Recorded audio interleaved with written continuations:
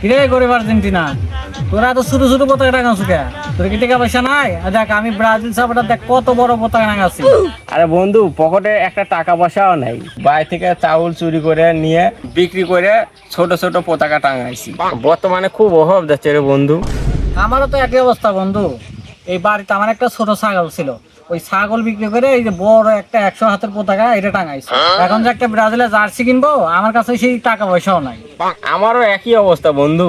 হয় রে বন্ধু, এখন ধর যে একদিন কাজ করে তারপরে জার্সি টার্সি কিনা লাগবি। এই তোমাদের জন্য খুব আফসোস হয়, বুঝছো? তুমি খাও কামলা দিয়া, ও খায় ভ্যান চালায়, তোমাদের তো কিসের কুরকুরি? তোমরা এই অন্য দেশের জার্সি পতাকা না কিনে তোমার পরিবারের দিকে একটু টাকা দেখছো?